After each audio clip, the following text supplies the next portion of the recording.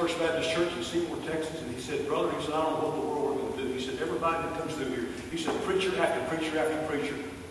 I was staggered at what he said. I thought it was true, but it staggered me. He said, brother, he said, the last 3 or 4 that have come through here came and preached for us. He said, they didn't even open their mouth.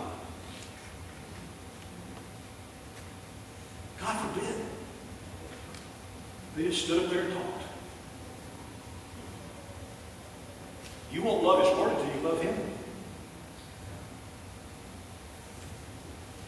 It's like me calling my wife into the living room and saying, honey, I want you to sit down and have a talk with you. This is what Jesus is saying in the church.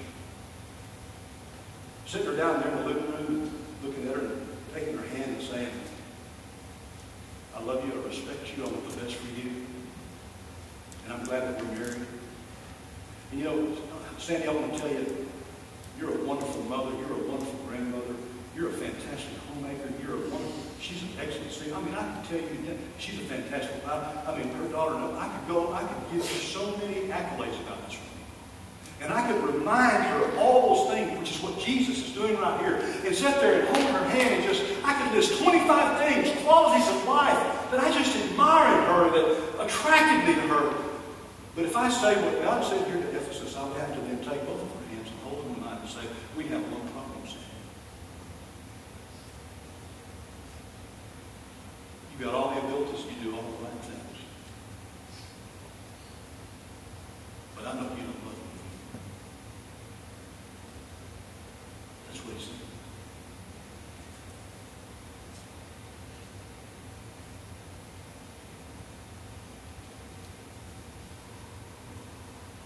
The reason I open with those slides is to close with this one. Let's pop it up there. Jesus told the church, He said, remember, repent, and do. This young man right here is Major Brandon T. He's Charity's cousin. He's a major in the 82nd Airborne Rangers. They're called the Snake Eaters. This young man won the Silver Star. He's in his 3rd tour in Afghanistan. He's done 2 in Iraq. He feels called to be a soldier to protect this country. That's his call. He won the Silver Star in Afghanistan for taking out 48 Al-Qaeda. General Nicoretti is his boss in Afghanistan. The 2 of them report to General Petraeus. Get the picture?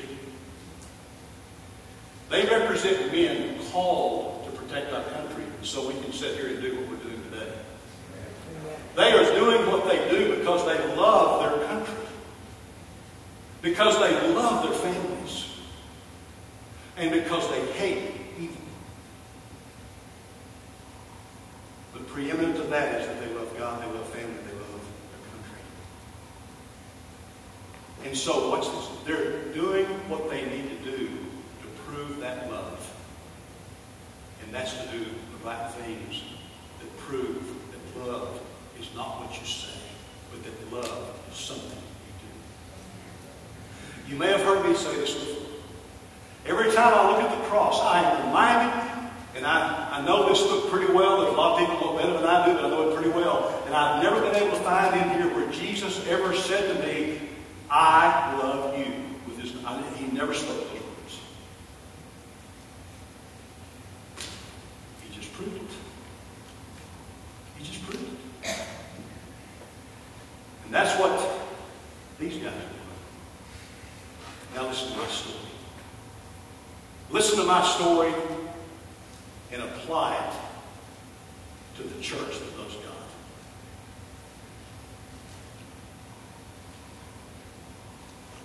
This is an affidavit that will sit me on the internet. I put my carry-on in the luggage compartment and sat down in my assigned seat. It was going to be a long flight. I'm glad I have a good book to read. Perhaps I will get a short nap, I thought. Just before takeoff, a line of soldiers came down the aisle and filled all the vacant seats, totally surrounding me. So I decided to start a conversation. Where are you headed, I asked. The soldier seated nearest to me. Petawawa. We'll be there for 2 weeks for special training, and then we're going to be deployed to Afghanistan. After flying for about an hour, an announcement was made that sack lunches were available for $5. By the way, if you fly Mexicana to Mexico, they feed you hot meals, don't charge you a dime. It would be several hours before we reached the east, and I quickly decided that lunch would help pass the time. As I reached for my wallet, I overheard a soldier ask his buddy if he planned to buy lunch. No, he said, that seemed like a lot of money for just a sack lunch. Probably wouldn't be worth $5 anyway. I'll just wait like it for base. His friend agreed with him. The passenger said, I looked around at the other soldiers. None were buying lunch. As I walked to the back of the plane, and I handed the flight attendant a $50 bill. He told her, take lunch to all those soldiers. She grabbed my arms and squeezed tightly. Her eyes wet with tears. She thanked me. My son was a soldier in Iraq. It's almost like you're doing it for him. Picking up 10 sacks, she headed up the aisle where the soldiers were seated. She stopped at my seat and asked, which do you like best, beef or chicken? Chicken, I replied, wondering why she asked. She turned and went to the front of the plane, returning a minute later with a dinner plate from first class. This is your thanks, she said. After we finished eating, I went again to the back of the plane, heading for the restroom. A man stopped me. He said, I saw what you did. I want to be a part of it. Here, take this. He handed me $25. Soon after I returned to my seat, I saw the flight captain coming down the aisle, looking at the aisle numbers as he walked. I hoped he was not looking for me, but noticed he was looking at the numbers only on my side of the plane. And when he got to my row, he stopped, he smiled, he held out his hand, and he said, I want to shake your hand. Quickly unfastening my seatbelt, I stood and took the captain's hand. And with a booming voice, he said, I was a soldier and I was a military pilot. Once someone bought me a lunch. It was an act of kindness I never forgot. I was embarrassed when applause was heard from all the passengers. Later, I walked to the front of the plane so I could stretch my legs.